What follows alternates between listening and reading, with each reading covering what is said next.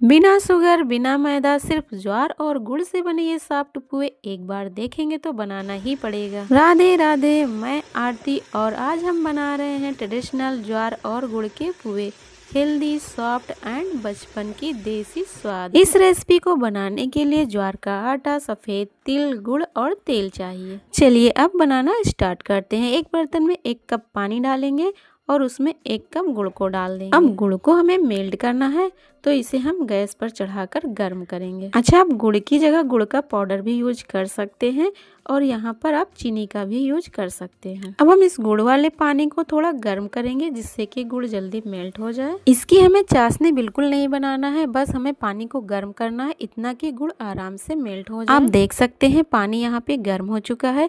अब हम गैस की फ्लेम को बंद कर देंगे और गुड़ को मेल्ट होने तक ऐसे छोड़ देंगे। अब हम एक बड़ा बाउल लेंगे और उसमें 2 कप भरकर ज्वार का आटा डालेंगे।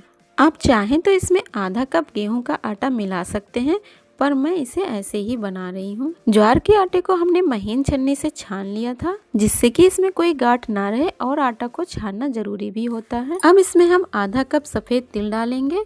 तिल को भूनकर नहीं डालना है, जब हम पुए को फ्राई करेंगे तो तिल भी भुन जाते हैं। और इधर हमारा गुड़ भी देखिए मेल्ट हो चुका है।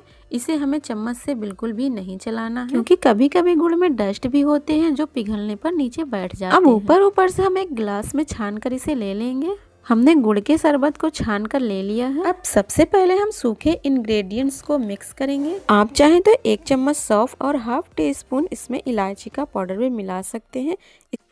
अब थोड़ा थोड़ा करके गुड़ वाला पानी इस मिश्रण में डालेंगे और मिक्स करेंगे। एक ही बार में पूरा पानी नहीं डालना है, नहीं तो ज्वार का डो गीला भी हो सकता है, फिर इसे आगे बनाने में हमें दिक्कत होगी। इसी तरह से थोड़ा थोड़ा गुड़ का पानी डालकर इसका हम एक सॉफ्ट डो बनाकर तैयार कर लेंगे।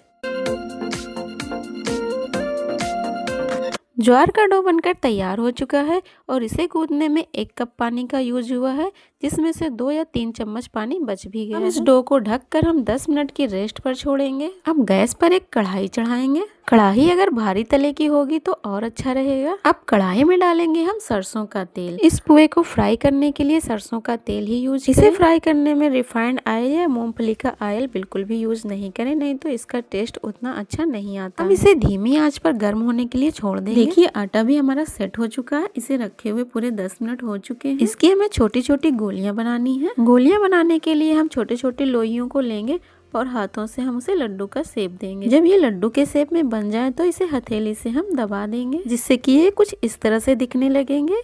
इसी तरह से हम बाकी सभी लोइयों को बना लेंगे।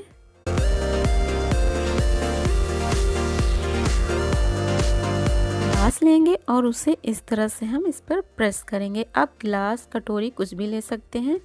इस तरह के गिलास से प्रेस करने से इसमें इस तरह का डिजाइन बन जाता है। आप प्लेन भी बना सकते हैं क्योंकि हमें इसे फ्राई ही करना है और फ्राई करने पर ये अक्सर फूल जाते हैं। इसी तरह से हम सभी पेड़ों को गिलास से दबाकर उसके शेप को बड़ा करेंगे।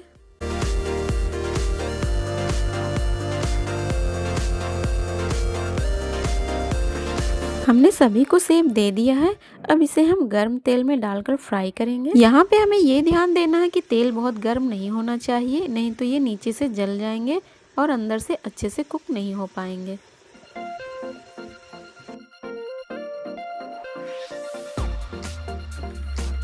तेल को पुए में डालने के बाद कढ़ाई को इस तरह से घुमा देंगे। जब पुए तैर कर तेल के ऊपर आ जाएं तो एक एक करके सारे पुए को हम पलट देंगे।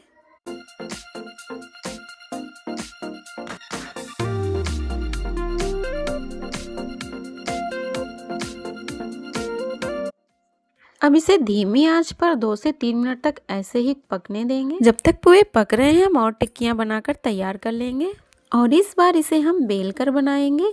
इसके लिए हम एक बड़ी सी लोई लेंगे। लोई के दोनों साइड हम आटा को इस तरह से लगा लेंगे। अब इसे हम हल्के हल्के हाथों से बेल कर एक बड़ी सी रोटी बनाकर तैयार करेंगे। यहाँ पे हमें ध्यान देना है कि इसे बेलते समय हाथों को बिल्कुल हल्का प्रेस करें।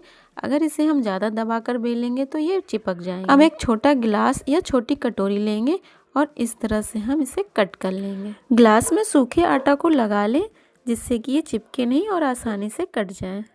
कटिंग से बचे आटा को हम अलग हटा देंगे।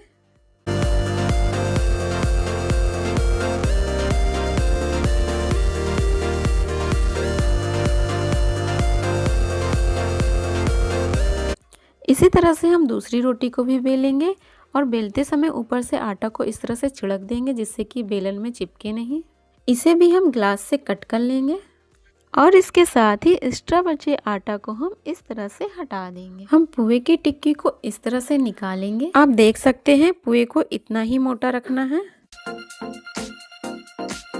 इधर हमारे पहले बैच के पुए भी गोल्डन ब्राउन हो चुके हैं और इसे कुक होने में पूरे 5 से 7 मिनट का टाइम लगा है। अब इसे हम एक झारे में निकाल लेंगे जिससे कि एक्स्ट्रा तेल सारा निकल जाए। पुए जब भी फ्राई करें तो गैस की फ्लेम स्लो टू मीडियम ही होनी चाहिए, तेज आंच में बिल्कुल भी फ्राई नहीं करें। यहाँ पे हमने सारे पुए को एक झारे में निकाल लिया है।